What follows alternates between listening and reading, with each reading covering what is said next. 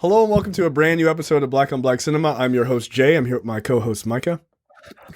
Hey. And Tiara. I'm trying. Hello. Don't worry, Micah. Hold on. Help is on the way. Okay. Oh, nice. Thank you very much for that. This is episode 234, The Preacher's Wife. This unfortunately, Terrence is not here for this episode, but he will be back next year. This is our last movie for 2022, and we're going to go out with a bang. Are we allowed to say that? I don't want to say that in front of the Lord or whatever. I'm just saying. I don't want to offend anyone. I don't want to offend anyone. Even though one of the characters was trying to go out with a bang before he was sent out to heaven. But whatever. We'll talk about it. It's true.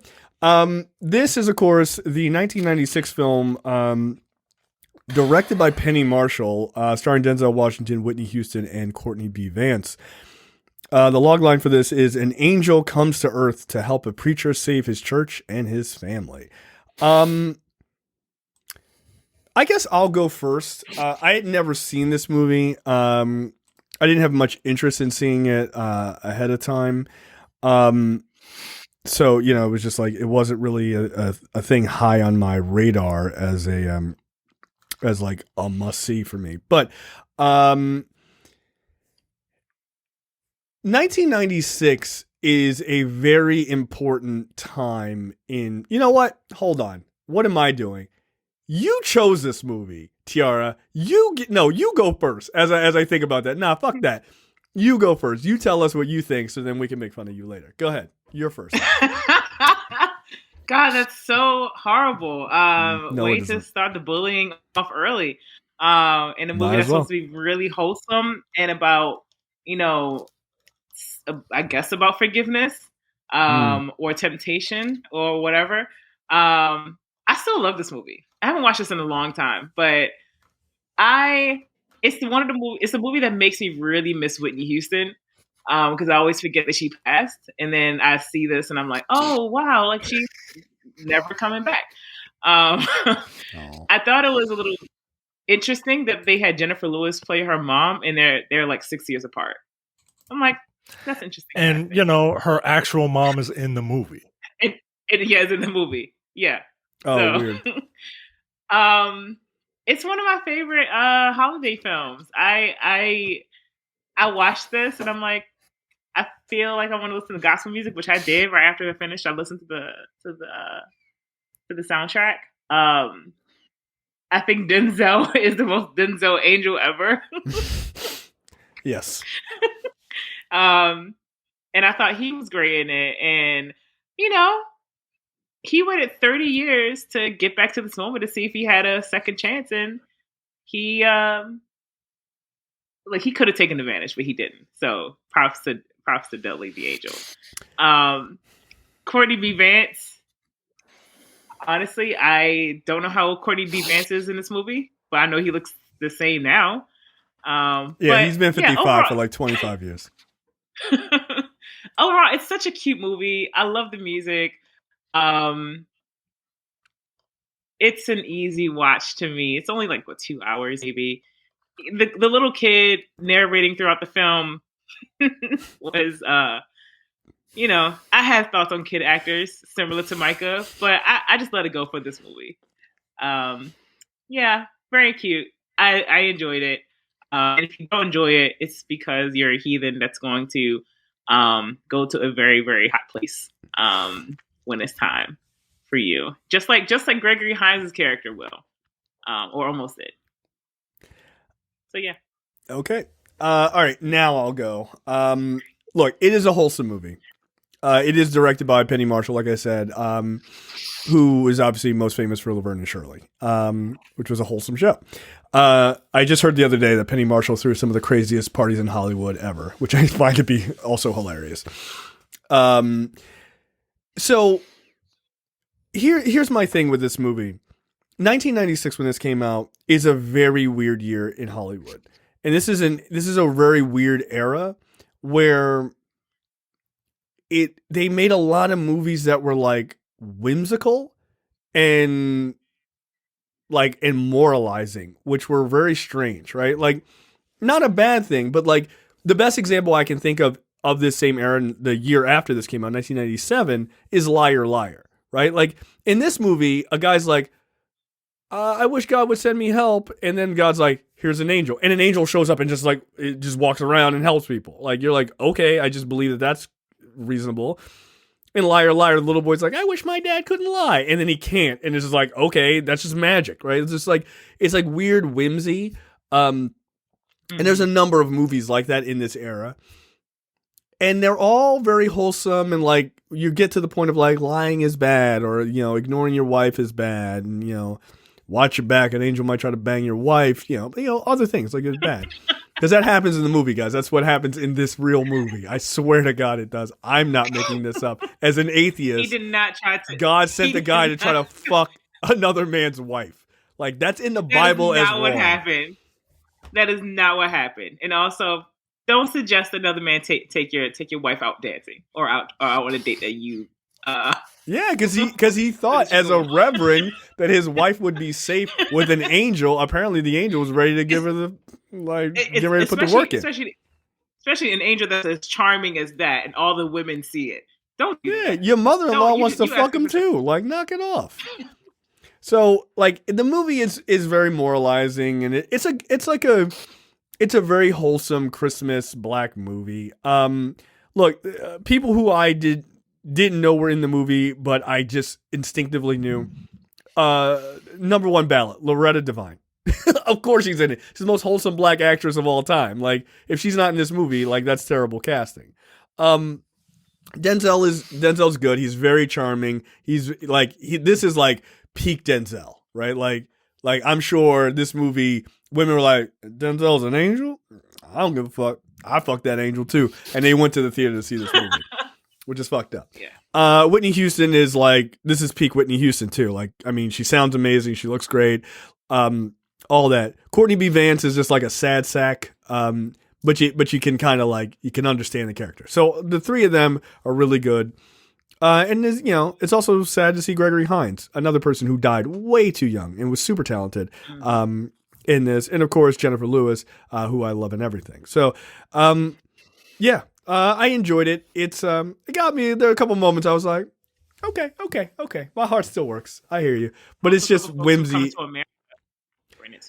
Yeah, there's a lot of people like you can tell like there's a lot of central casting. They were like, you're gonna be in this other movie, right? Like it's all around that same time. So yeah, all in all, it's perfectly fine. But the whimsy and stuff like that just is so goofy to me. But like that's just the era. It's just a very weird era. All right, Micah, your thoughts? I didn't care for this movie. It's weird, yo. It's just weird.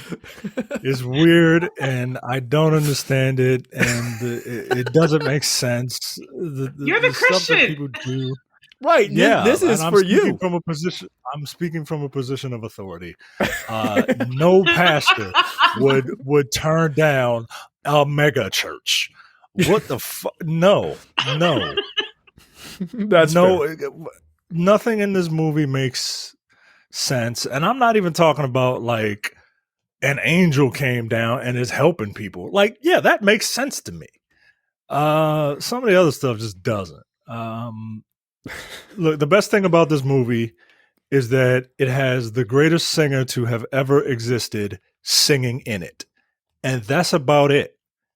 And even she, look, I'm going to read you a trivia fact. You take it for what it's worth. I'm going to take it as she didn't want to be on this movie.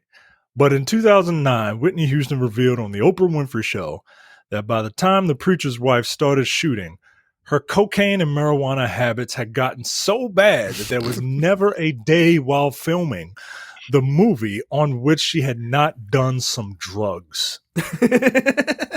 She had to get high every day while filming this movie because it doesn't make sense. And even she was like, I don't even know if I'm right for it, because she was like, I don't even know if I'm right for it, because she originally turned it down because she's not attracted to like goody two shoes guys, right? No, she's not. Yeah. Right, clearly, right? And so, look, man. When I saw this movie was 2 hours, I almost turned it off. I was it's mad long. I don't know. It's mad long. It was on for 5 hours at my house. It's mad long. Now look, this movie serves a specific purpose. It's a remake, right? It's a remake, but it's a remake of a white movie actually, and they I didn't know that. You know, they catered it towards an African American demographic. I don't mind that at all. It serves a group of people that probably don't really go out to see too many movies, especially back then. But I can't recommend this movie even like for the whimsy and for like the Christmassy part of it, because it just doesn't make sense to me. And Denzel's great, the kid's not. Courtney B. Vance is just like, he's like the dad in every Courtney B. Vance movie or TV show. Like he's a solid card to play. Mm-hmm. And Whitney Houston is not horrible, but yeah, nah, yo, I can't. And you're right. He is just the most Denzel ass. He's the most Denzel ass angel that I've ever seen. Oh my God. I don't know, guys. I thought this was great. I think it's cute. I know you do. You were 5. I still think it's cute at 31. Yeah, that's a problem. That's a problem. No, I think it's lovely. Nah, it's and not. And I saw that this is nominated for an Oscar in 1987. What? What Oscar? For Best Music. What? Best Music. Oh, Best Music. Right, because the greatest singer to have ever existed is singing in it. Yeah, I get it. Ain't no acting awards. No. I mean, Whitney Houston won Outstanding Lead Actress in a Motion Picture but it was the Image Awards. That don't count. Image Awards. All right. They don't. All right. Sorry. I think that we shouldn't let Tiara pick movies for you. I think you need to go on movie.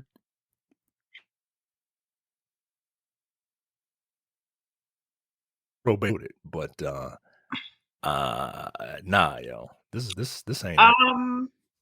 Whatever. This movie is teaching the audience that the only way to be effective in a relationship is to be in a throuple, for God's sakes. Or the threat of losing your wife to someone else. Look, and why is it called The Preacher's Wife? Yeah, because the angel was trying to fuck the preacher's wife. That's it. It's more of a ... the preacher's wife. He only was seducing her by her. Huh? He was trying to seduce her, yo. He was. I mean, look, he only, asked her or was like, hey, you should go up and sing, or he encouraged it. He took her out, but at the behest of her husband. Yeah. And her husband told him to do what? Come on, but man. if you're a preacher, you trust angels. Like that's what you were taught to do. Trust an angel. But he doesn't trust this guy. He doesn't trust this guy. He thinks he's a fucking like he's like, yeah, I'm an angel. Bullshit, nigga. You ain't no goddamn angel, right? Like he didn't believe him at first, and now it's just nah. Now he can believe.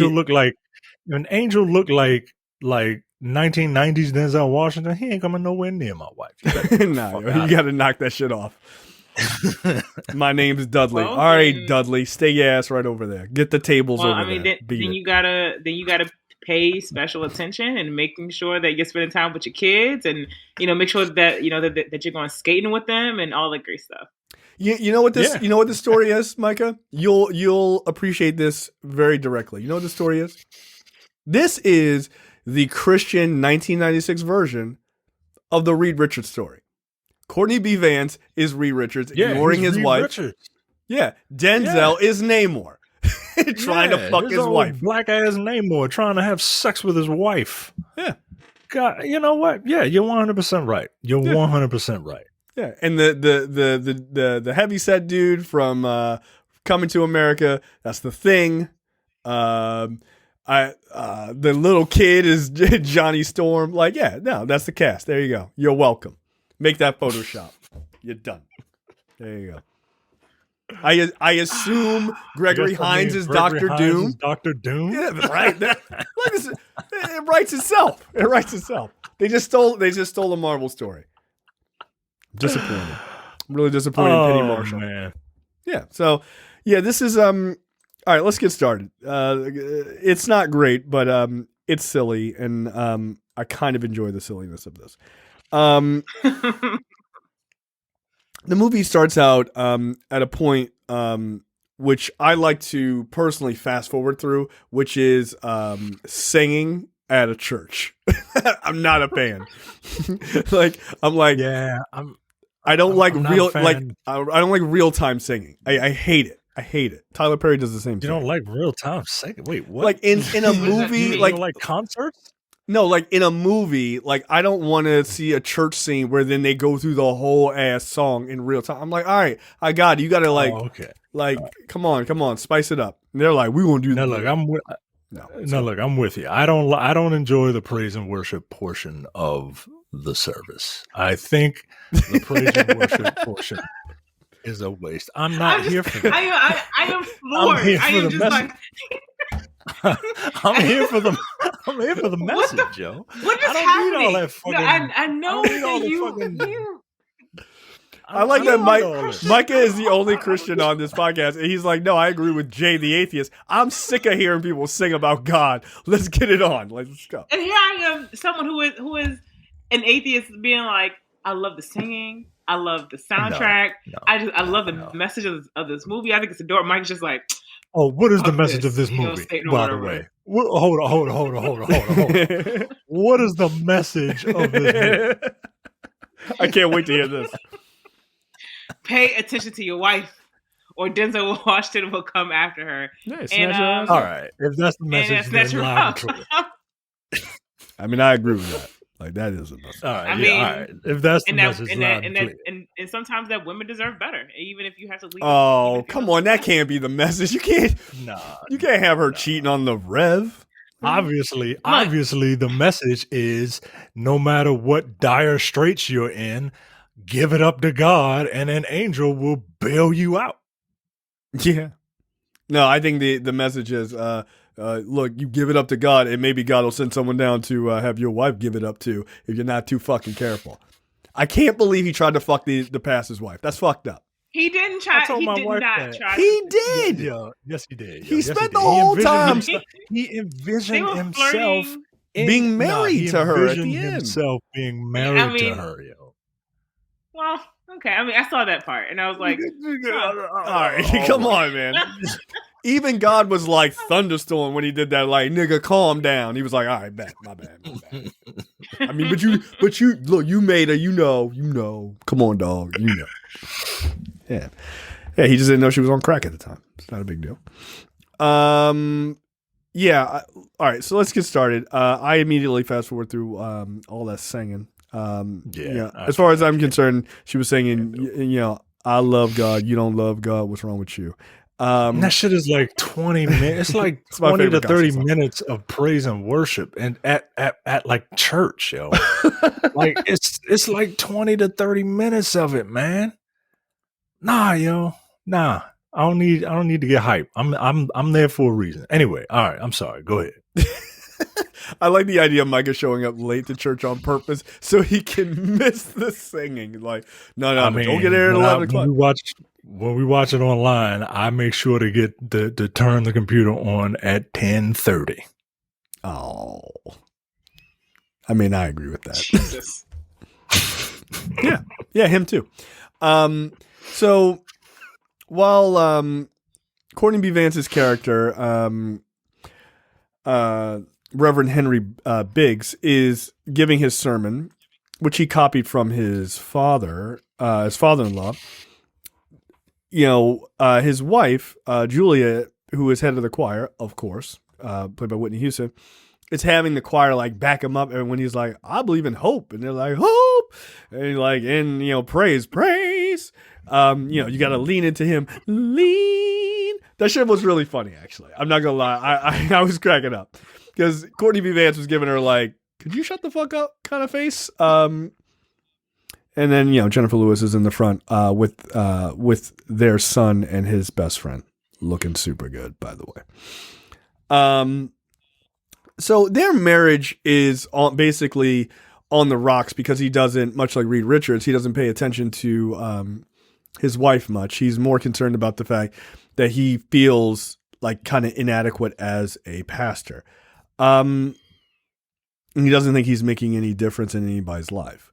I don't think he really is. So I think that's probably fairly accurate. He can't rack up any wins. So things are a little rough going for them.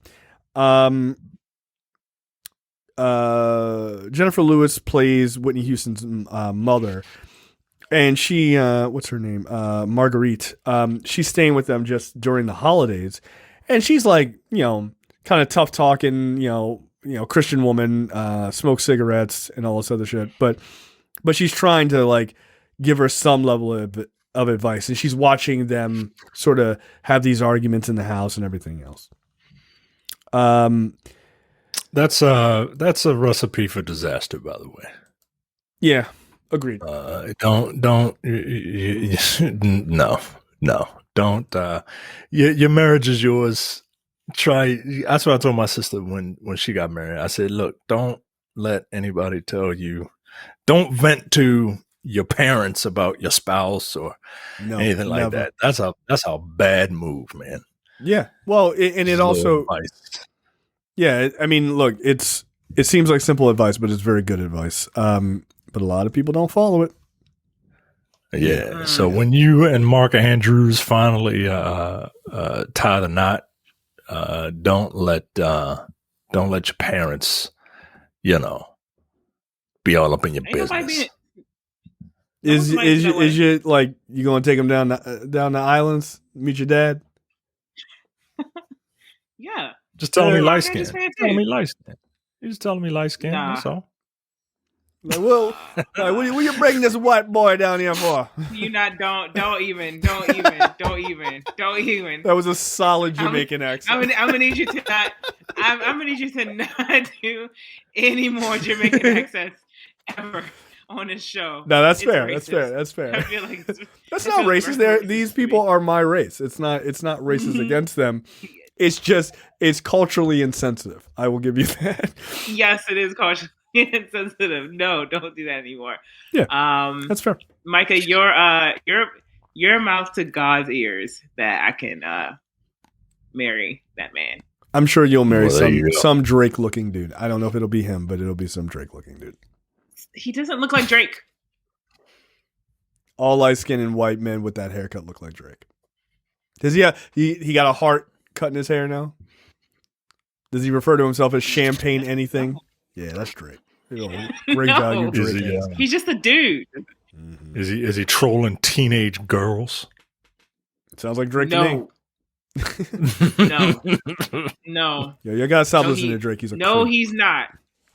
Mm-hmm. Trying to find out what 11 on Stranger Things is up to. That guy's a creep. Get out of here. Yeah.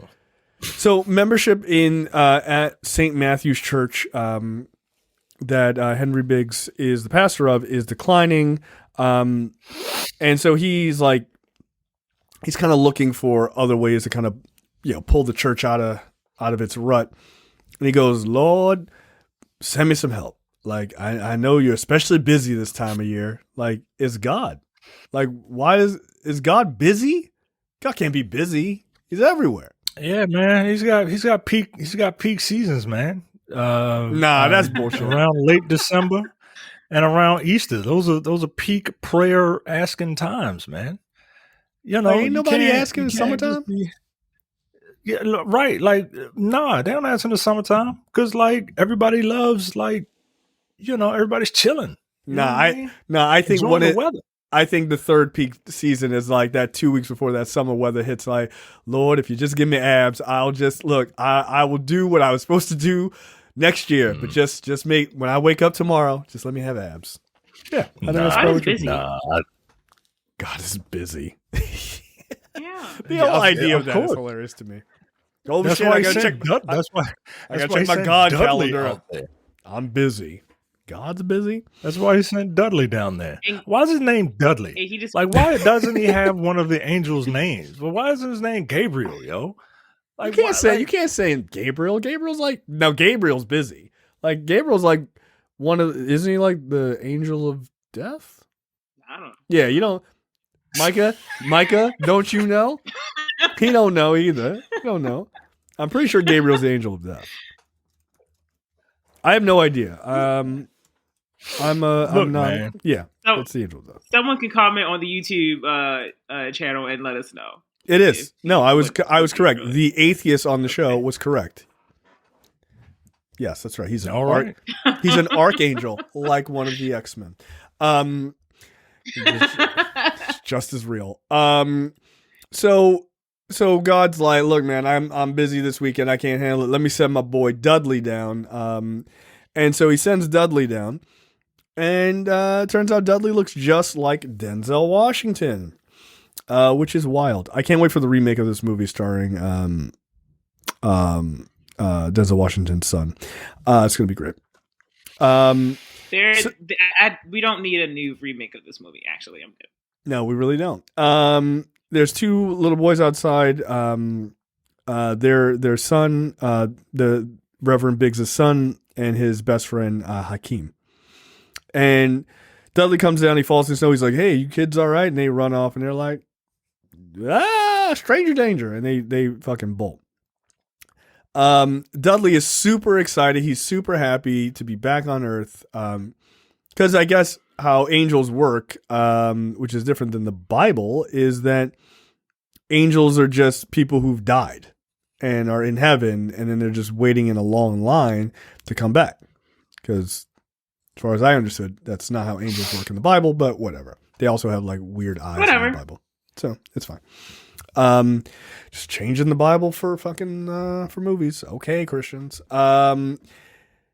So then you come to find out the youth center, the local youth center is closing. And Courtney B. Vance's character goes over to the youth center to see the kids off. I'm pretty sure the girl that's standing there that he talks to, isn't that the girlfriend from Belly? The dark-skinned woman from Belly? Nigga, you asking me to remember Belly? Like she's I've the never one, seen like Belly. she's. Now that's blasphemous. That's worse than not knowing. No, I'm good okay. Christian law. I think I listened to the episode y'all did, and I was just like, okay, this is fine. Oh, Azrael, whatever. Whoever. Wasn't it? That's a Batman character. Knock it off, Micah. Stop sending me comic book shit.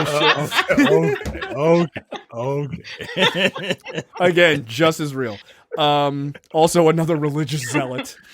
I mean, he is in the comic books. He is. I'm pretty sure that's her. If somebody can do some like straight up Google foo as a listener, I'm pretty sure that young girl, like she in the face, they look very similar. I wouldn't be surprised if that's her.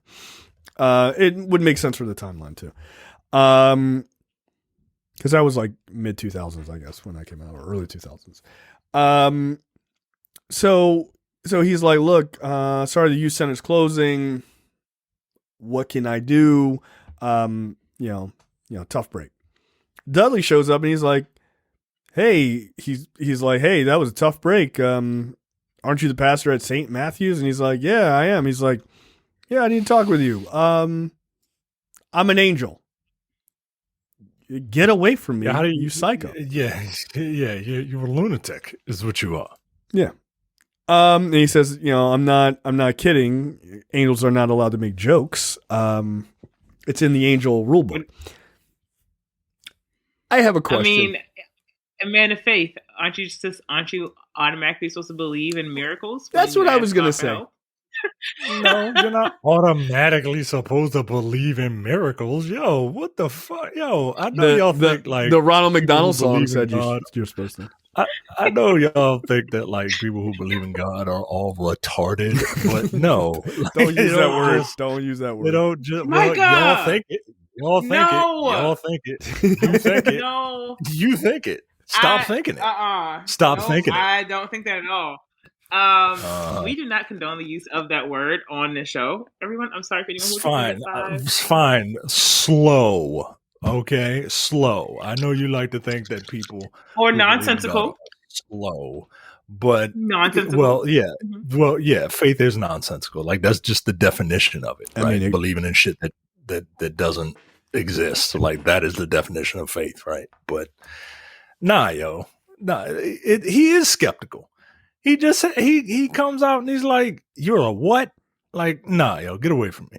I mean, but Nah. that is a thing. That is a thing about. That's the thing about religion that I always found to be really funny is this idea of like believe, taking things on faith and stuff like that, which is okay if that's what you want to do. I don't have a problem with that, but I mean, I do, but for this conversation, let's say I don't. But like, I find it really weird because like the chances of you believing if God came back and was like, it's me, God, you'd be like, nah, I'm not buying it. Like, Jesus is back. And he'd be like, nah. Like, would Christians really believe that a girl who's never had sex got pregnant, just magically? No. People would be like, that's ridiculous. She's lying. Right. If Jesus came back with the ideologies that they would kill written in the Bible, half the people in this country would be like, you're not the real Jesus. Yeah. Right? Like they wouldn't, because it's what people don't understand about religion, religious people and non-religious people. Non-religious people might, but religious people don't understand that like these are parables. They're stories to religion is one big fucking game of telephone, guys. That is correct. And it stories get exaggerated and then they get exaggerated for the purposes of control. And I just it's so frustrating to talk about religion to people on both sides. Yeah, I get that. Because you people think that everyone's an idiot. I don't think that. And I listen to look forward, dude. I listen to look forward. Those people we're talking about are idiots, though. In fairness to us, they are idiots, and they'd be idiots without religion. And the people who and talking to like uber Christians, like it's just so maddening, man. Whereas in actuality, most people are like me. Like, yeah, they ain't got no problem believing, but like they're not gonna be taken advantage of. Like, hell, that's what most people that's why most people up here don't, they even say it in the movie. Like, we only got $97 on a button from the offering today. Yeah. You know what I mean? Like, the button don't pay the bills. And it was his button. Yeah, that shit was fun. I don't know, man. I don't know. It just is maybe that's why I'm down on this movie, because it's made for religious people. It is. And like that's fine, but like it shit don't work like that. Well, and like when I was watching the movie, I'm like, one, I am clearly not the audience for that, for this movie, which is fine. I'm not mad at that. But what I was thinking as watching it, like, this is why people are religious, right? Like, this is why religious people go, yeah, this is why I believe what I believe, because it makes every issue kind of easily solvable, right? And it's like, oh, I'm having issues with my wife. Well, in this scenario, this angel will come down and teach me to, stay focused and pay attention to this woman that I love. But in reality, you got to work that shit out yourself, right? Like, I'm trying not to be. I'm honestly trying to have like a real conversation. I don't want to like just like joke and bag on religion. I do that enough on my political show. But like I do think that like there is something that takes away or is like weirdly disarming about your own self-reliance in religion. Like if you work it out with you and your wife and you had this like rough kind of on the rocks relationship like they have in this movie, if you work it out with your wife, it's like, well, God saved our marriage. Like, no, you worked at it and you saved it. Like, and there's something about, like, I've always thought about religion, like, in that aspect, that's a thing that really bothers me. Like, probably above all else is just, like, taking your own human credit away from work. Like, I've never really, as I became less and less religious over time, like, I just didn't understand why people did that. But sometimes people need motivation.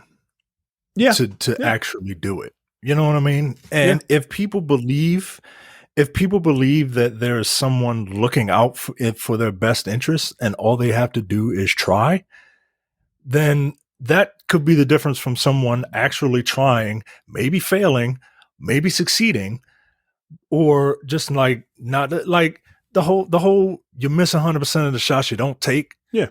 Well, sometimes people need a little bit of motivation to take those shots. Yeah. Because life's hard.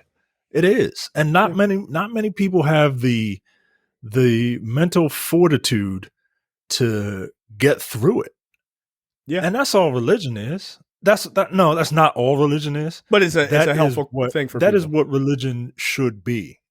Right. And I hate to say religion because religion has a context of like, faith. That's faith. That is the word I want because religion is the group of people. That's the organization. I don't like religion. Faith. That is the word, Tiara. That's what people need. That's what, people who believe, that's what they're tapping into. And I don't have a problem with that. No, I don't either. I'm not saying you do. No, I don't. Look, at the same time, I hate weaponized religion. I hate it. I hate it. Not a fan. I mean, it's just the worst. It's the worst fucking thing, man, because it's usually it's either people who are incredibly just dumb opportunists or worse, smart opportunists. Yeah. And just taking advantage of people and enslaving people. Like it just. Yeah, but look, at the same time, there's nothing wrong with faith. I mean, and look, we all know religion has been used to like enslave and control, but like, our ancestors, they needed faith to get through that shit. Absolutely. I don't even remotely pretend that that's not true. Like they needed faith to get us to where we are, so that people can have the luxury of just being like, nah, I'm not buying it. I have to tell you, I don't know if you've watched Neil Brennan's Blocks, his new stand-up. It's quite good. It's very, very good. But he has a joke about how atheism is very white privilege thing. He's like, hey, would you like to go to heaven? Like, heaven? How could it be any better than this already? Like, it's great down here. What are you talking about? I don't need that. It's fine. But you're right. Like there is a level of we would not be even able to make these choices of being able to say, hey, look, religion isn't for me if those people didn't survive. Right? Like I don't take any credit away from them having that level of faith to making it. Some people are like, nah, they could have done without it. I don't know that. Like you said, some people could not make it through the day now, let alone under those circumstances. Look, I'm sure if I was alive during those circumstances, I probably wouldn't be an atheist either. Probably not. Like, what else are you going to believe in that you're being whipped in, you're seeing your friends and your family be destroyed? Like, you got to believe in something. You have to. You quite literally have to in order to survive the day. What's the point, right? Like, I would end it. I would live. Right. You might as well attack your slave master and hope you can take him with you. Like that's it. Like at that point, like you have nothing to live for. So, I don't know. Like I don't hate people having faith. I don't I grew up and I still live in a family of people who are, predominantly religious people. I'm not a fan of organized religion. I'm not. I'm just not. No, I think religion as a business is fucking foul. Yeah, I think it makes gross. I think it gives people a reason to separate from themselves from others. I think it gives people a justification to be mean and to be rude and sometimes to be violent towards other people because you don't believe what their group believes. And I'll say this, and again, I'm distinguishing the difference between religion and, you believing in God or Allah or whatever. That's faith, right? The difference between a cult and religion are simply numbers. That's it. Because we can all look at like some group that's like, we believe this. And you're like, that's fucking crazy. Scientology, for instance, right? But if it was bigger, people would be like, no, that seems completely reasonable. That's the difference. And if my gang believes this and your gang doesn't, guess what? We don't like your gang. Maybe we kill you. I mean, you can look at history for that. So, but I think people having faith and needing, and using that faith to like accomplish things and push themselves and do things like that, I don't have a problem with that. I think all of that stuff, personally, I believe that stuff is intrinsic anyway. But if you want to believe, if you need to believe, or you truly believe it, not that it's like made up, but you truly believe that there's something else in your heart of hearts, look, if that gets you to go to school or, ask that girl out or, talk to the dude who looks like Drake who plays for the Ravens or like whatever your faith makes you do, then that's okay. As long as you're not hurting anybody, I don't care. But just don't be a prick. That's it. So I suspect there will be a bunch of comments of people half listening to what I said and then writing it and then, No, they'll be half listening to what I said too. Oh, no, it happens to me all the time. Apparently I was saying that black mothers were better at raising kids than white mothers last week. Literally not what I said. Literally the opposite of what I said. But I said that no race has a monopoly on that. But not that white mothers. Because I can hear somebody half the opposite. like, that would be the opposite. They're like, aha, we got him. No, you don't got him. Like, you don't got him. No, I think that's a dumb thing to say. But people half listen. They half listen all the time. Wait to listen to the whole episode before writing a comment or the whole section. All right, Tiara, tell us how you 100% agree with the angel in all of this, and that we are both wrong. So I don't, with this movie, I think part of the reason why I do like this movie so much is because it doesn't feel like it's throwing religion in my face. It feels like it is throwing the concept of faith. Yeah, now I don't always agree with how, it's, obviously like some of the major issues in this movie, as you mentioned earlier, Jay, like are a little bit, hokey because an angel just can't come and help you pay more attention to your wife, or an angel can't just come in and make sure that your church doesn't get torn down by someone in your community. Dr. Doom. Yeah, Dr. Doom, Gregory Hines. And I think but I feel like the point of those plot points is to say, like, if you do have enough faith that maybe that people can change, including yourself, and to get through any hard time.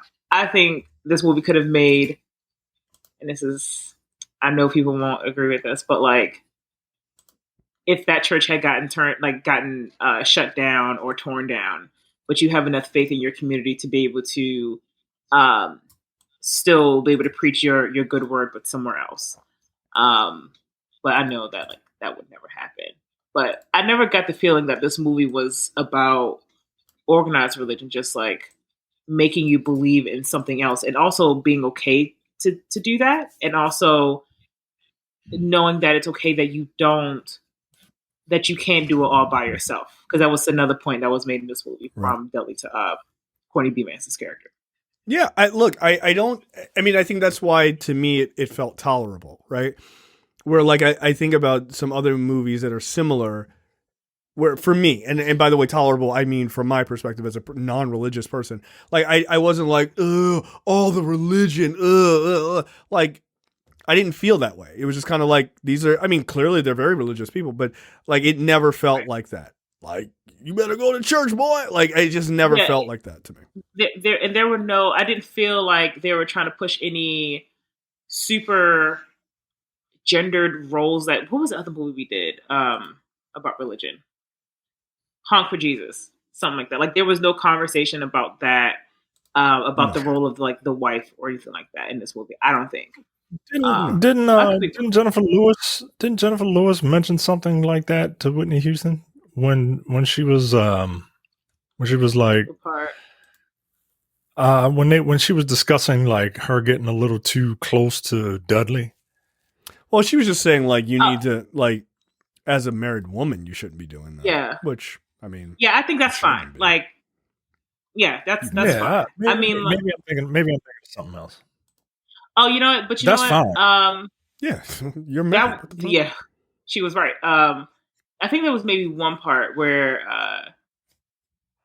I think, what was Courtney B. Vance's character's name? Henry. Yeah, Henry. Where Henry like kept something from Julia, and then Julia went to her, like, her mom was like, "Daddy would have never done this," blah blah blah blah blah. And Jennifer was like, "Oh, he hid stuff from me all the time." That's like a small thing, like maybe the closest to the conversation in Honk for Jesus, but maybe that's what I'm thinking.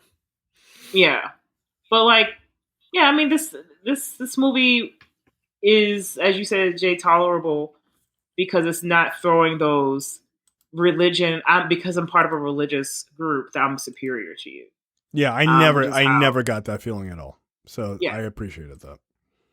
But I mean, look, it's aimed solidly at Black Christians, and I think it knows what it is, and I think it's weirdly not trying to pull in people that are outside of that community either, but also not like we got an atheist character and he's like a real piece of shit, or like a Muslim character, he's a real piece of, like, they don't do that. It's just like everybody's religious in this movie. Right, but it like they are what you would like. You would like to think that everybody is like a good, wholesome person. Like that's kind of how. Right. Yeah, this isn't a Kevin Sorbo movie, right? Right. Yeah, like that's like those religious people kind of like, I don't like talking to them either. You know what I mean? Like they're a little too cuckoo for Cocoa Puffs. Yeah. I believe that's the term you're looking for. Those people are nuts. But no, these are just like good, wholesome, religious folks, and they're not trying to hurt nobody. Which, look, these are look, if this is the worst it gets, it'd be fine by me. So we jump to, because we're not very far, and we're gonna start going lightning around here. We jump to a convenience store being robbed. And like these two guys run out of the store. One guy turns around, shoots the window of the convenience store, and the gun, as he's running across the street, he drops the gun. It slides near this other kid across the street who's hiding behind a car, because like he's like, oh shit, like shit's going down, and shooting out here in Newark. Yeah, like as they always are. And he's wearing something very similar. He's wearing a very similar outfit as the kid who shoots up the place. And so when the convenience store guy comes outside, running outside, and the cops show up, that kid stands up and he's like, "That's the guy. That's the guy." And then the gun is right near him. I'm gonna need people to have like some evidence. Or fingerprints on the gun. This is probably like the part of it that I didn't care too much for, because I didn't care about these characters. What was the point of having this arc in the film? The point of it was so that Henry eventually finds his faith, right? Like in like this kid, like in helping people, he gets his mojo back and trying to, because it's his role as a leader in the community to help people, and he's helped this particular kid a couple of times before, and he just kind of he's kind of lost his mojo, and Dudley kind of gives him a pep talk and just like, nah, man, I need you to go over there and deal with this kid so I can come over here and deal with your wife. Yeah, right, exactly. That was the whole point of it. It's a very long arc, and it's the setup is weird, and if you think too hard about it, it doesn't make any sense. Yeah, I think they should just kept it to the main except from him and his issues with his wife, the main conflict being I need to save the church. The church is in danger. Yeah, I mean, I suppose. Also, I mean, yeah, I suppose the idea of just different aspects of who he is as a man, as a preacher, are supposed to be explored here. Like Micah said, restoring his faith, right? Like this is restoring his faith. The Gregory Hines story is restoring his kind of his grit, right? Willing to stand up. I would never understand that. That's the story arc I don't understand. So the Gregory. Here Hines comes one. this development. Oh, Here comes this.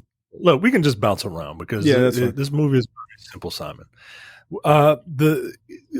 In order to save, for some reason, Dudley's like, no, you got to save this church because this church in this neighborhood is the thing that's keeping the neighborhood together. Yeah, and Gregory Hines is a developer who wants to demolish that church, that building, and is willing to build him a mega church. I don't know how far away it is, but I believe it's still in the city. He's willing to build him a mega church. No, I think it's outside of the city because it's outside the city? I think it's outside of the city because because he was like, it's a new clientele up there. I think I think it's pulling it away from the city. It's exactly what my former church did. Instead of being downtown Baltimore, they were like, why don't we just go ahead and move that, and then move again. Yeah, we did it twice. Okay, all right. Well, then it makes a little more sense then. All right, it just is very odd to me that this developer, by the end of the movie, is like, man, that was a good sermon. I'm not gonna proceed with this multi-million-dollar project that I have going. Well, on. I mean, this is where the angel using an angel as a cheat code comes into handy because he was literally scared into doing the right thing. That's and Dudley had to say if you listen to your heart, you'll do the right thing. And I'm like, you're having faith in the guy who was ready to tear this thing down and said that I want to build apartments and malls and this little square footage of space, apparently. Because apparently this guy has owned this small square footage of space for quite some time and could have done this anytime, it seems, but chose now, which interesting. But also used to be Whitney Houston's dad's church as well. So that part's a little murky, but whatever. The movie's probably don't pay attention to any of those details. But anyway, using Dudley to literally scare the guy into doing the right he's thing. He's strong on him, yo. He did. He's strong on him. That's fucked up. You see all this magic shit happening?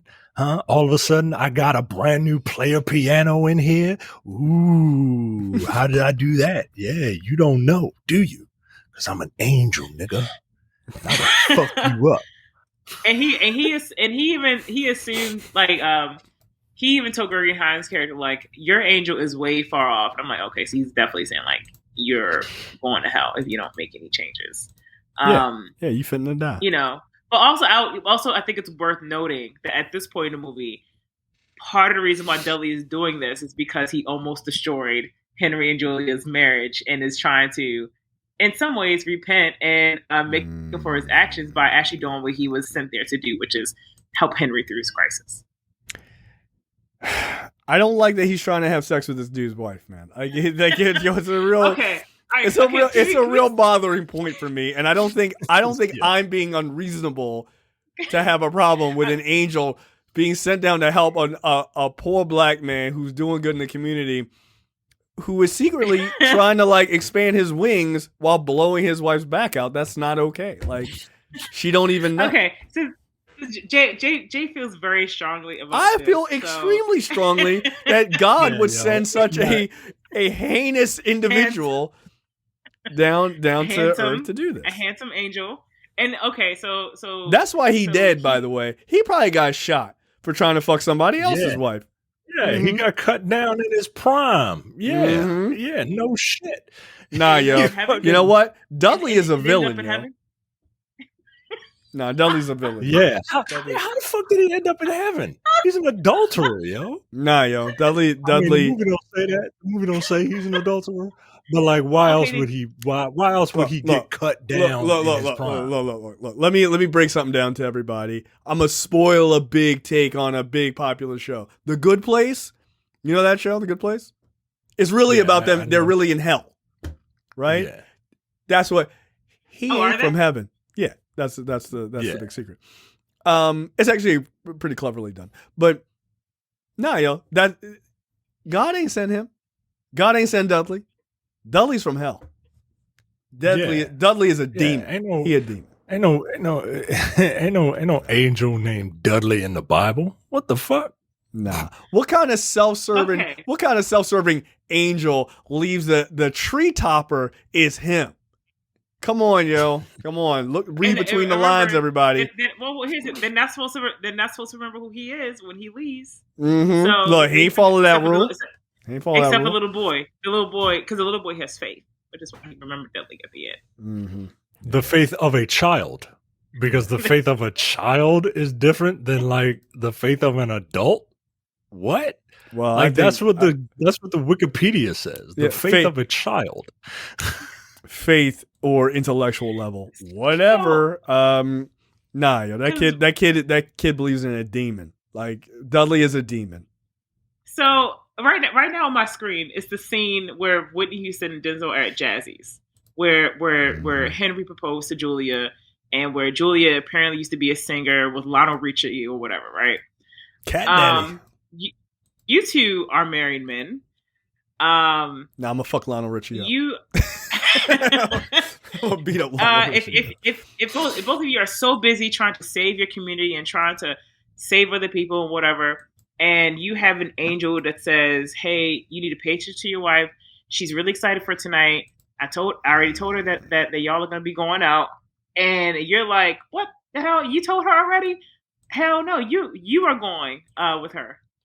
He said that shit. I had to double take, yo. I had to double take. I was like, what? Because I was half paying attention. I said, what? He said, well, you gonna have to take her.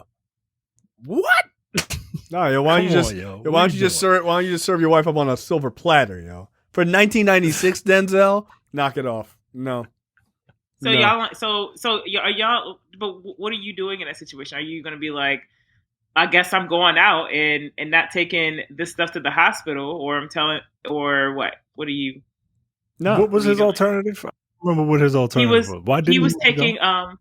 He was taking something to some sick person in the hospital. Nah, they gotta wait till tomorrow. They gotta wait till tomorrow. Well, I'm gonna pull a Michael Jordan.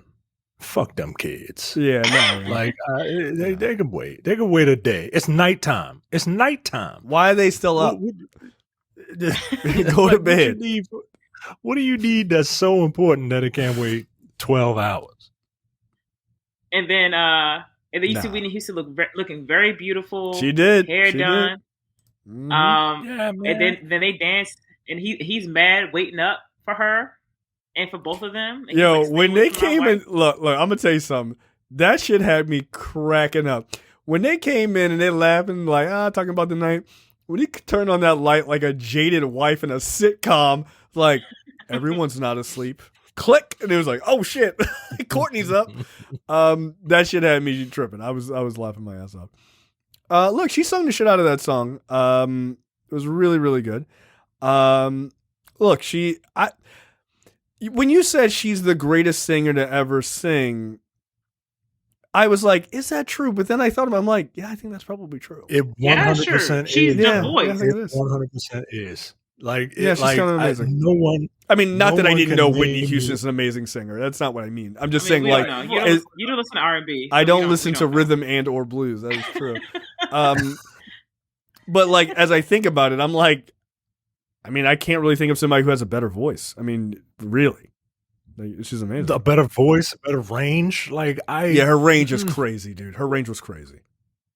And she was remember hot. What I said earlier. Ah, Remember what I said earlier? I know, she was on drugs.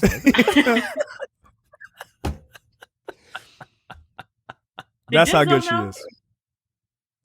Hey. Well, she was really So- relaxed. She was really relaxed. So it says so on Wikipedia. It says that the role of Julia was written with Whitney Houston in mind, but Denzel Washington says he first considered Julia Roberts for the role, but quickly turned to Whitney Houston. Houston admitted she Julia was Roberts? reluctant to. Yeah, Julia Roberts. Oh, what planet is Julia Roberts married to Courtney B. Vance? Like, that's weird. Not because she's white. I don't care about that. But like, that's just weird. Nah, you can't see It's her. You weird can't see her. because it's weird because I Courtney believe B. you and me. Vance, like, it's weird because Courtney B. Vance, like, has a track record in real life and apparently in movie life of pulling just women just tiers above his league in terms of the way of how they look. Like Courtney B. Vance, Courtney B. Vance looks like a dad. He looks like a dad. Yeah, but like And in this, like, what was that movie he had where he had like long ass hair? Like they had him looking like a half Native American, like for real. I can't remember what that fucking movie was. He used to, he had like long. It was like, what the fuck kind of wig is this? Like, no, like back in the day. I'm trying to figure out what the movie is. I'll find it. We did it. We did the movie. They continue to say that Houston admitted she was reluctant to accept the role, feeling she could not do it justice. That required her to play a dowdy housewife. However, after reading the script a second time and seeing parallels between her and her own life, she accepted it. She was paid $10 million, which made her the highest paid actress at the time, highest paid black actress at the time. Was it Courtney? And they said this movie is the third film produced by Denzel Washington's company. And for Washington, the movie was a meaningful project due to its message about the value of family, community, and faith. And yeah. All right, there you go. Nah, yo, I'm telling you, like back in the day, I think Courtney B. Vance, like people were like, nah, that dude was like a handsome guy. Like Courtney B. Vance was pulling him like that back in the day. I'm pretty sure he was, yo. Like we did a movie. I'm pretty sure it was with him. Was it Eve's Bayou? Yes, I think it was. But was he in that? I don't know. That was Vondy Curtis Hall. That's Vondy Oh, Curtis that's who Hall I'm thinking that of. was. That's who I'm thinking of. Yeah, you're right. Because he had like long flowing hair, and I was like, I thought that's who it was. Yeah, it's Vondy Curtis Hall. That's right. Yeah, my bad. I mean, Courtney B. Vance has looked how he's looked for Ever. a long time. I mean, he looked It's like the a man. mustache. But you know, he looks better with the mustache. I see photos of him clean shaven with Angela Bassett. It's just It's a bit weird. No, don't do that. Don't do that. Nah, because then I think you're a Republican. Yep. Nah, don't do that. Like you out there winning, Courtney B. Vance, like super winning. He looks Relax. good with the goatee. Oh, and here's him in that photo of him with a beard. There you go. Yeah, I can see it. Is Denzel Washington's dancing the worst dancing you've seen in some Yes. time? Okay, I thought I would just point that out. It's pretty bad. It's pretty bad. It's the worst dancing I've seen since October 25th, 2015. Oh, You're an idiot. Shut up. Mike, that's how you dance. Nah, you were putting in work. Don't do that. Don't hate on yourself. Don't do that. So, what did y'all think about the child narrator throughout the film? Yo, shut up, yo. This is why I don't like kids in movies. It's fine, yo. It's not that bad. It's No, not that it's bad. really, really bad. It really is. It It's really not that is. This is bad. why you Don't- hire actors to act, and you don't hire children because they can't act. Nah, don't do that. Like that Nah, little kid was was trying his best. He was Nah. trying his best. It was bad. Justin Pierre Edmond, nah, bro, nah. It ain't. Nah. I think he's better than the kid ain't from wrong. Soul Food. Big Mama, your arm on fire. No, I like the kid from Soul Food a little better because I kind of laughed at that. Like this kid was way too young. This kid was way too young to be having speaking roles in movies. Nah. That ain't Yeah. right. So Oh yeah, I'll go ahead. okay, so let's just jump around a little bit more. You know, Henry Biggs, Reverend Biggs, goes to the courthouse, see the kid, and before that, Dudley's like, "Look, have you actually talked to this kid? Have you found out? Do you really believe that he's innocent? Like, have you looked in his eye? Looked in his eye and asked him, was he telling the truth? Which, you know, in this universe, that's how you can tell a person's lying. In the real universe, criminals lie all the time." To the day they die. It's kind of part of it's kind of criminal 101, man. Yeah. you gotta master the art of fibbing. Yeah, but not in this universe. If you look a man in the eye, you know, 100% know. And so he's like, "All right, I'm gonna go down there. All right." He goes down to the courthouse and he sees the young man. And the young man's like, "Look, grand jury's about to indict me any minute. Like, I didn't do it, right?" And he's like, "All right, look me in the eye, boy. Did you do it?" And he's like, "I'm innocent. It went down just like I said it did." It's like, "All right, I believe you." And so Courtney B. Vance decides, I'm going to go into the courtroom of the judge who threw him out last time and was like, "Nah, this kid's guilty. Move on, move the case on to a grand jury or whatever." And he just has this moment of like a very TV movie moment. And he's like, "I believe in this kid, and you got to believe in his dreams and not his difficulties and all sorts of stuff." And apparently this speech was so good that the bailiff says hallelujah. He didn't even get knocked down by like one of the kid's friends, which is what you're supposed to do. Like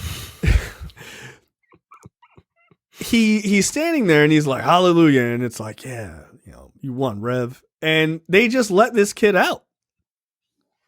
What? Yeah, nah, yo. Like stuff like this is just silly. Like it's silly, and it doesn't make sense, right? Like it would be one thing if like, oh, he was a lawyer by day, and was or if he has some sort of law degree or something. Like I don't know, but he's just a random dude from the church down the street.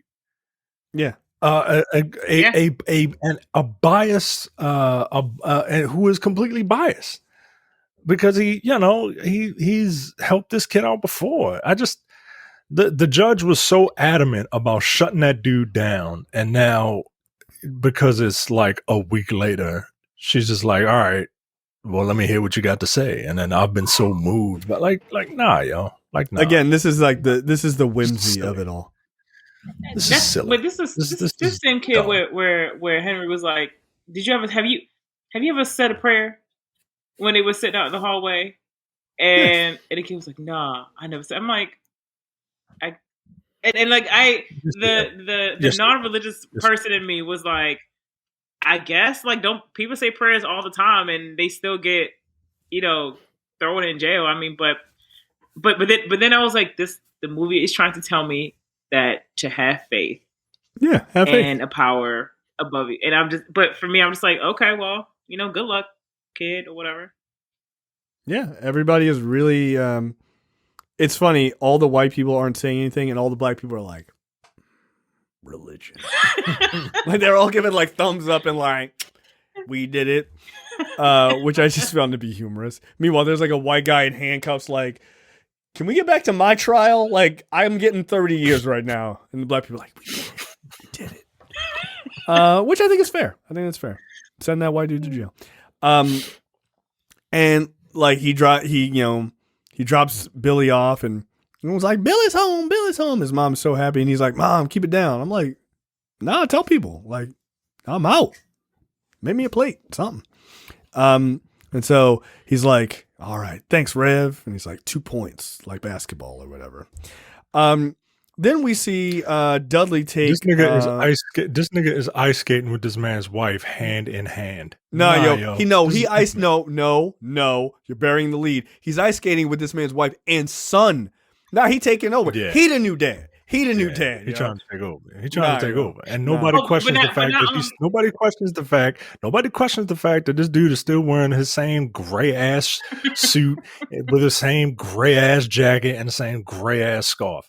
Like Dudley don't have nowhere to live. Where does Dudley go when he's hanging around these people? No, he's at the hotel. Remember, Henry dropped him off at that dirty hotel. Well, remember, there are a few things happening in this scene here. One, the kid is on the bench. That kid is just watching, so he's not even really interacting with Jeremiah like that. So he's like, "Yeah, you just sit there while I skate with your mama." And he dropped him off. He dropped this little kid off to try to make good time with his mama. Yo, that ain't right. Yo, that ain't. He uses the kid as a hat rack. Yo, he uses the kid as a hat rack. And then he makes Courtney or Henry get stuck at every red light possible. Yeah, he's trying to fuck this guy's wife. He's trying to make he's taking her on 2 dates. He took her to a jazz club, low lighting, doing his like Popeye dance, right? Like getting her shit, pumped up. Got her back out there singing. That gotta feel good. You ain't singing for the Lord, you're singing for the devil. Mm-hmm. And now they going ice skating. And she told him like, oh yeah, that's where he proposed. And Henry was upset. Henry was like, wait a minute, you took her where? And she showed you what? And you had her singing? He was hurt. Yeah. He was hurt. He was like, she reliving all these major moments and stuff and having all these moments without me. with another man. But hey, look, angels are, I was going to say angels are people too, but they're quite literally not. But they're not perfect. Nah, yo. They're not perfect. If I was Courtney B. Vance, I'd have hit him with my old Chevrolet, yo. No, I'm sending you back to heaven, I 100% believe that Dudley is using his magical angel powers to make all these red lights happen. No, that's clear. Of course. That is. And they're getting a little too familiar with this ice skating. Oh, let me get behind you, and then we can ice skate backwards. Oop, you fell into my dick. Caught you. All right. All right. Here you go. Nah, yo. Also, there's no one in the community, like, because I actually am on that scene now where they're holding hands and ice skating, and I'm thinking like, first of all, you don't have to hold her hand. She looks like she can ice skate just fine by herself. No. And and also Jeremiah gives him a side eye too. I just saw it. But I'm thinking I'm thinking like, there's no one in the church community that's seeing how close she's getting with this other man. That's her mom.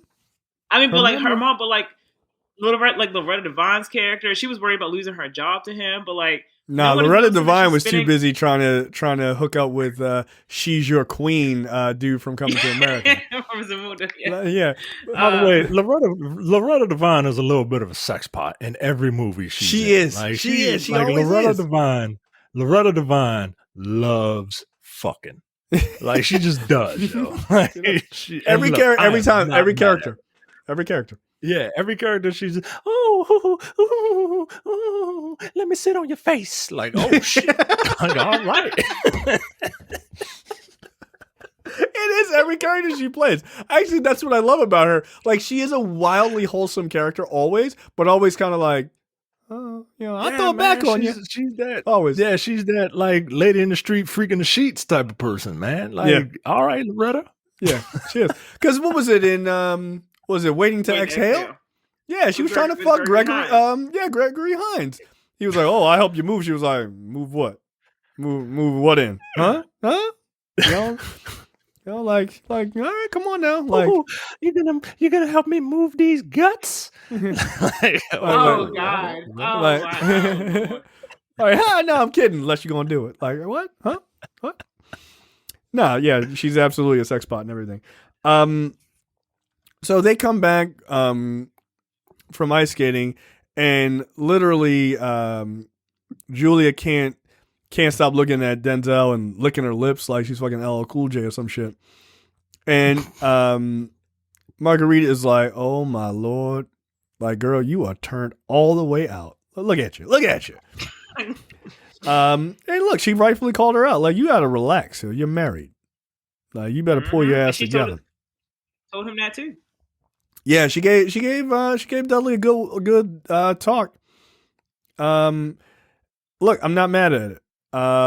It was good because she was like, listen, like she's trying to protect her daughter and she's trying to protect her daughter's marriage. Like, that's just the type of shit you should do.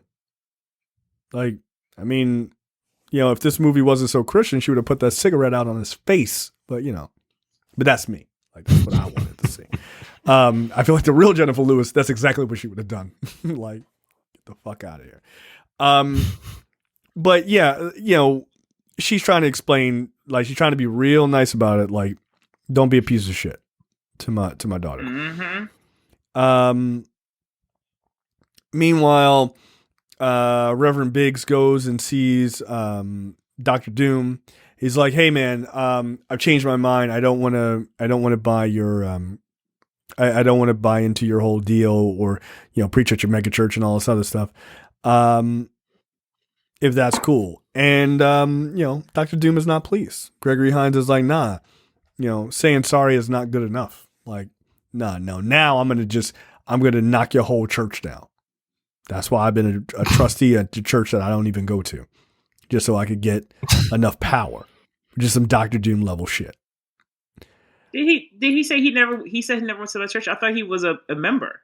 Yeah, he said he was on the trustee board, but he never goes. Oh. So he wanted control of the church from the back end, but I don't give a fuck about religion like that. Until Angel comes and visits him, still in his gray suit. And he's like, look, man, and he starts doing a bunch of Angel shit, and Gregory Hines, like any other alcoholic, just starts drinking to try to calm himself down.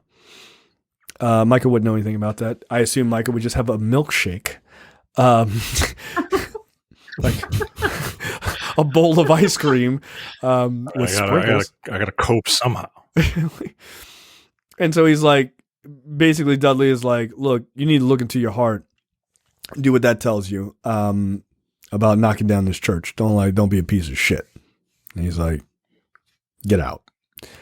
The next day they have their like annual Christmas play. And I'm pretty sure the little girl who's supposed to play Mary is Dominic Fishback, the actress. She looks a lot like her, at least. And so like they have their little play and everything goes fine, I guess. The little girl just bounces after a while because she gets peed on by a doll. And that happened in the movie. I didn't make that up. It's the baby wet. Yeah, baby wet. That's what they called it. And the one white person in the church, this lady, she's very exasperated all the time as this program isn't going off perfectly, which is very weird and a very odd casting. Maybe that's the role Julia Roberts could have played in this movie. It's just fucking strange. Then, you know, Denzel tells Julia, he's like, listen, I'm gonna go. Don't worry, you won't remember me, you know. And, you know, and then he walks by a picture of her and her husband and changes it to himself. And God's like, no. It's like, I bet.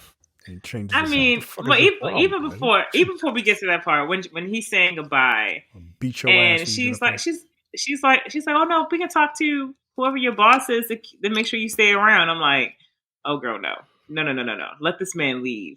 And then for a moment, like the movie tries to play it as if, you know, they're going to kiss or whatever because they have like a super charged moment. And then she conveniently gets called to do something else, and then he leaves. She wanted to. And then he goes to their house, and he changes their wedding photo so that way it's him and not Henry. And then God is like, "Hey, cut that out." Yeah. What the fuck you doing, yo? I sent you down there not to get your dick wet, but to help this pastor. Relax. Well, I didn't send you He was down there falling to in love. commit adultery, dude. What the fuck? Yeah, no, we Oh, would be this fine. silly ass movie. And It's then so cute. But while he's up there on the pulpit, the right Reverend Henry Biggs he actually gives a little bit of a good sermon. This is the part where Micah stops fast forwarding. He's like, all right, cool. This is the thing I came for. Yeah, all right. This is what I'm here for. And so he gives a good one. And like, look, I'm not going to lie. It got to me a little bit. I was like, it's a pretty good speech, right? He's like, he has terrible mic control like Demetrius. He just turns away from the microphone. He just speaks to his wife. But he's like, you got to remember who you love and all this other stuff. And she's like, oh, Reed, I love you. And so luckily Reed saves his marriage from Namor showing up. So lucky for him. They decided they're not going to knock the church down. Gregory Hines is like, hey, man, call me about that loan tomorrow. Don't worry about it. You're good. It must have been a hell of a sermon because no developer in their right mind, not me, would be like, you know what? This church can stay where it is. I'd be like, knock it down. Let's go. Build a Chipotle build there. Another one. Right. Now, I ain't even building you another one. You go build it. You build it on faith. I'm working on credit. You work on faith. Knock it off. I would never knock a church down. That just seems mean. I probably wouldn't knock a church down. In all likelihood, I would not knock a church down. Would you not? Okay. Would you How knock big a is the church church? down? Would you knock a church down and sell the property so that way you can go live your best life elsewhere? I'm not sure I can answer that without seeming like a horrendous person. Okay, it's okay. I mean, look, it's just us here. No, I would. I don't think I would not like. I like religion as much as I'm not a religious person anymore. It's still built into like I still have respect for it because I grew up with it. Like I don't think I could not. Yeah, I could not. Like they don't even attack. Go ahead. They don't even attack hospitals and churches in war. Yeah, like even in like. No, I would maybe knock a church down and then build a new one for them, sure. But I wouldn't just be like, get it out of here, build a Chipotle and a Kmart here. Like that feels fucked up. It is. And also Kmart. Target, fine, I know. Okay, I'm like dating yourself. Don't knock a church down for a Kmart. What the fuck? My wife and I. You knock a church down for a Kmart, you're knocking it down twice. So, fair enough. My wife and I have always joked about buying an old church and converting it into a house. We've always wanted to do that. That'd be kind of fun. Why not? People do that. People have done that. I feel like that's not blasphemous. What if they can't afford it? Like just converting it. Like I'm leaving it up. They can't afford it, and your heathen ass isn't going to help them. Is that it? I'm helping them. You can't afford this. I'm helping them by afford it. Yeah, I'm offloading the burden, the financial burden, off your back, as Jesus would have wanted me to. And to show you that I'm benevolent, I'm not going to knock it down. I'm just going to make it gaudy and make it my home. Yeah. Again, I'm not really sure why are you just saying what I said? Yeah, that's what I said. No, there's a church not too far from my house now. Like, nobody go there. Like, just give it up. Put it on the market. Come on. We'll give you a fair price. There's a church not too far from where we live. They got converted into like a secondhand store, or it's like a clothing store. I mean, that's different because that's no, it's not. That gives people no. It's not. Let me rephrase that. It's not a secondhand store. It's just a clothing store. But it's a thrift store, right? No. As I think about it, no, it's not. It's called Hunting Ground. It's in Hamden. Like that place is like, no, it's just a regular store. Okay, never mind. No. They have. I'm pretty sure they have like discos in there in the basement that are like for LGBT folks, which like to me is hilarious. Good for them. Then you're creating. Is the cross? A new did they community. turn the Come cross? on now. They didn't turn it the cross upside down. They didn't. They should. It looks like an upside down cross. I'm just. I mean, look, I ain't mad at it. I've been in there before. It's nice. Blazing ass shit. Yeah, Hunting Ground. Okay. It's not an upside down cross. Okay. Yeah, but it's like a retail place. It's a hip boutique in a repurposed church. There you go. See? Well, all right. See, that could have been my home. That could have been my home. Start selling gay clothes then, dude. And then you can repurpose a church. That's my ultimate plan. For some strange reason. Okay, any parting words? The angel obnoxiously leaves the tree topper on their Christmas tree to be him in his dirty gray suit. As a reminder, this angel looking down saying, I almost fucked your wife. Put me up every single year. I don't even think it's as a reminder. I think it's a second set of eyes that his creepy ass, his voyeuristic ass is using. Again, this guy's a demon, Leave a bit of himself there just to spy on him and shit. Yeah. I'd look. Ass. Yeah. Denzel Washington is a demon in this movie, and if you don't realize that, then maybe you don't understand what faith is really about. I just think that people are, or any being that's not God is capable of temptation, as the opening sermon in the movie said. So I don't think he's a villain. I think he's just, misguided himself.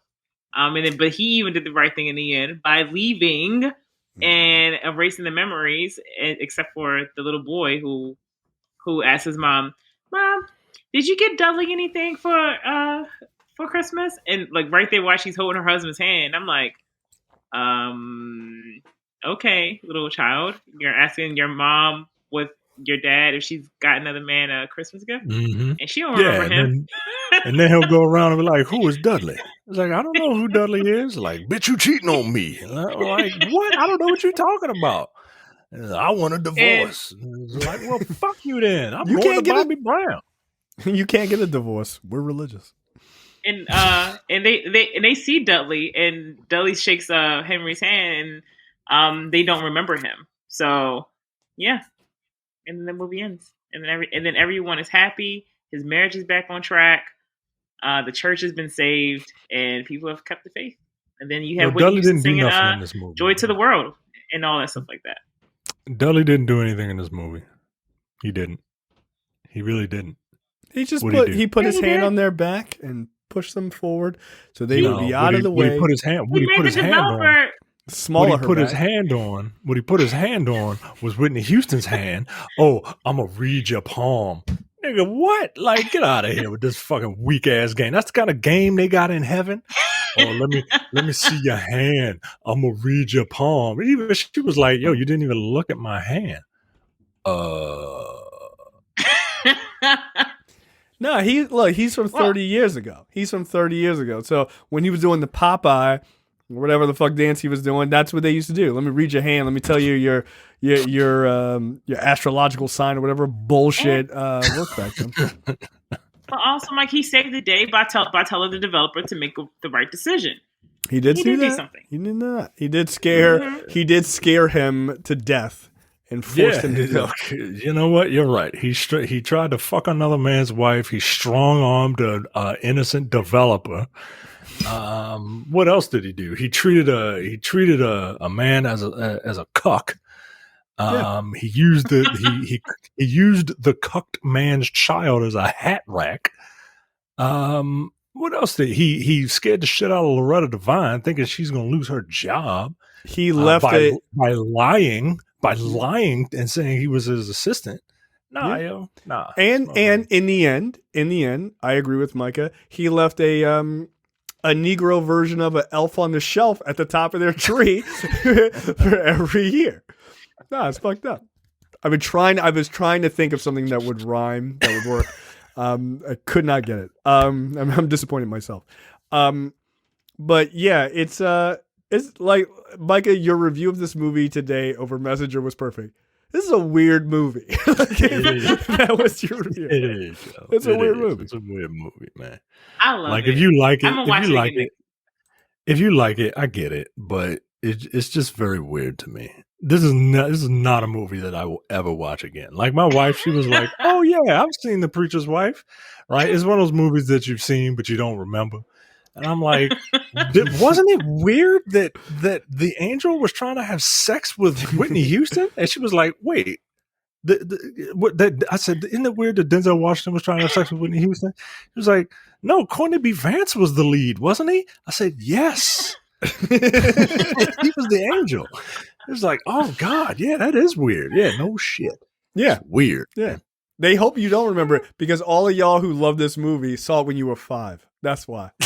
Your parents took you to see a movie where an angel tried to fuck another man's wife, and they're like, "Isn't this adorable?" And Tiara was like, "I'm getting ready to go to kindergarten next year." You didn't know what was going on.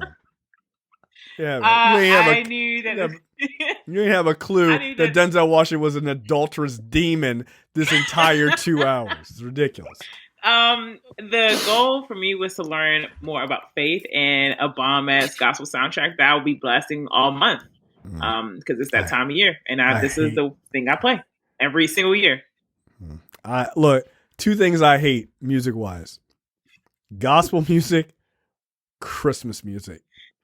Before December 24th, as far as I'm concerned.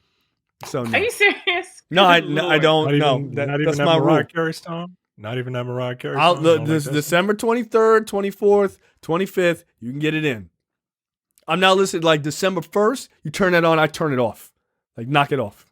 Off. The radio stations here were playing it the Thanksgiving day after Thanksgiving. Yeah, I was going to say, fuck off. Fuck off. No.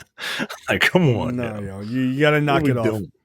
I gotta look. The closest I get to a white woman singing in the snow is I gotta keep listening to the Frozen soundtrack. That's enough. All right, it's enough. I'm ready to let it go myself. So no. Now you get like 2-3 days before Christmas. You can rock out to as much Christmas music as you want. After that, I don't want to hear it. December 26th. If I hear it, I'm gonna throw a radio. I was like, no. Wow. No, I hate it, yo. I hate it. What a way to have the last show of the year be like, I fucking hate holiday music. I do. I will throw a radio. No, I do. Man. Yeah. Yeah.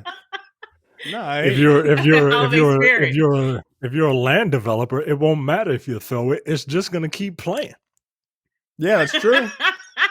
And then you gotta like shakily drink your whiskey. Oh shit, he a real angel, y'all. Like it takes more to get to me. You gotta do more than that. I'm like, what else does he need to do? Yo, he made the piano play by itself, and he made the radio work with no batteries or electricity. Like, you gotta do more. I think that was like reverse psychology. Like, nah, you gotta do more than that. You gotta do more to me than that. You gotta do me harder than that. Because he wanted to have sex with a demon. You know? He wanted to have sex with a demon. Like, y'all gotta knock it off. Yeah. All right, that is it for episode 234. The Preacher's Wife. This is the last movie of 2022. Look, we are coming out guns blazing, or as Micah said, spears chucking, with the first movie of 2023. Or actually, guns blazing as in arms and biceps and nice shoulders. That's true. Yeah. That's true. So I'm sure real women who look like they could fill a Wonder Woman costume. All of them. Yes. Not a stick thin model who can't act. Anyway, so yeah, we will be back with episode 235 just after the first of the year. I am very much looking forward to it. That'll be a movie that's good. So we will see you guys next time. Have a good holiday. Bye. You're watching the Black on Black Cinema YouTube channel. Make sure you check out our full reviews of Black movies, past and present. And every other week, we do a preview episode where we talk about a random topic that affects the Black community.